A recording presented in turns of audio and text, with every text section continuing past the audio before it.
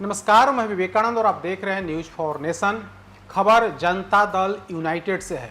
मुख्यमंत्री नीतीश कुमार के आदेश पर जेडीयू की प्रदेश कमेटी को भंग कर दिया गया है। न सिर्फ प्रदेश कमेटी को भंग किया गया है, बल्कि राजनीतिक सलाहकार समिति जो थी, जिसमें बड़ी संख्या में जेडीयू नेताओं को एडजस्ट किया गया था, उस कमेटी को भी भंग कर दिया गया है। कल शाम मुख्यमंत्री नीतीश कुमार, जो जेडीयू के राष्ट्रीय अध्यक्ष भी हैं, उन्होंने बैठक ली थी और बैठक में सख्त हिदायत दिया था कि तत्काल आप प्रदेश कमेटी को भंग करिए और फिर से नए सिरे से जो नई कमेटी है वो नई कमेटी बनेगी और नई कमेटी में कुछ नए लोगों को और पुराने लोगों को मिला करके नई कमेटी बनाइए।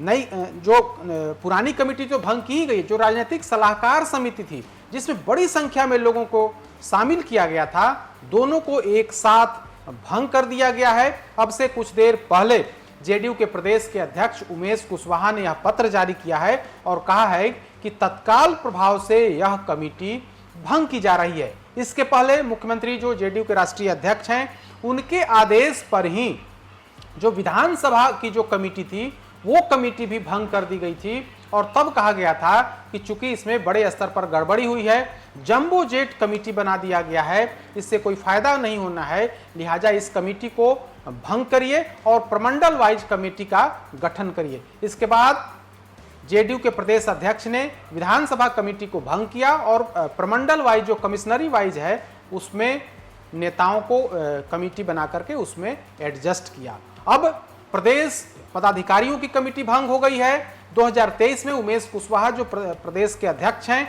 उन्होंने जो कमेटी बनाई थी वो जंबो जेट कमेटी थी। 250 से अधिक लोगों को उसमें उपाध्यक्ष से लेकर के महासचिव और सचिव की जिम्मेदारी दी गई थी। अगर बात करें तो 20 उपाध्यक्ष 2023 में जो कमेटी बनी थी प्रदेश की, उसमें 20 उपाध्यक्ष बनाए गए थे, 105 महासचिव बनाए गए थे, जबकि 114 लोगों को प्रदेश सचिव की जिम्मेदारी दी गई थी। यह संख्या 251 के आसपास हुई थी।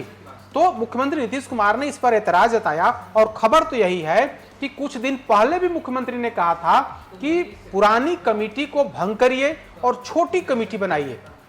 वो कमेटी अधिकतम 50 के आसपास, 50 नेताओं को, जो मुख्य कमेटी है, जो प्रदेश पदाधिकारियों की कमेटी है, मुख्य कमेटी में 50 के आसपास नेताओं को रखिए और बाकी जो नेता हैं उनमें से कुछ लोगों को शॉर्ट लिस्ट करिए और फिर उन्हें सलाहकार समिति में उनको जगह दीजिए। तो मुख्यमंत्री, जो पार्टी के राष्ट्रीय अध्यक्ष हैं, उनके आदेश के बाद करीब करीब 300 साढ़े 300 ऐसे नेता हैं, या संख्या बढ़ भी सकती है, ऐसे हैं जो पैदल हो गए हैं। एक झटके में उनका पार्टी के जो पदाधिकारी थे वो चलता कर दिए गए हैं। नए सिरे से कमेटी गठित होगी और वो कमेटी बहुत ही छोटी होगी।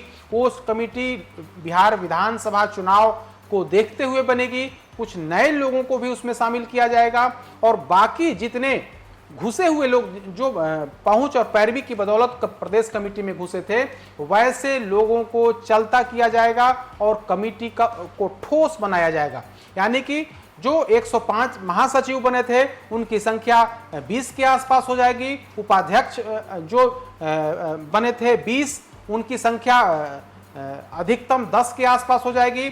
उसी तरह से सचिव जो 114 बने थे, उनकी भी संख्या कम हो जाएगी और इस तरह से प्रदेश कमेटी को 50 के आसपास रख नई कमेटी बनेगी और नई कमेटी में कुछ नए लोगों को एडजस्ट किया जाएगा। तो कुल मिलाकर के कहें तो जेडीयू के राष्ट्रीय अध्यक्ष ने एक झटके में वैसे नेताओं को चलता कर दिया है जो पूरी तरीके से निष्क्रिय थे, जो पार्टी लाइन के खिलाफ जाकर के भी काम कर रहे थे या फिर पार्टी पर बोझ बने हुए थे, उन तमाम नेताओं को चलता कर दिया है। अब देखने वाली बात होगी कि जो नई कमेटी बनती है उसमें कितने लोगों को शामिल किया जाता है, जो प्रदेश जो विधानसभा कमेटी होगी उसमें कितने लोगों को एडजस्ट किया जाता है और जो राजनीतिक सलाहकार समिति होगी उस कमेटी में कितने लोग एडजस्ट किए जाते हैं।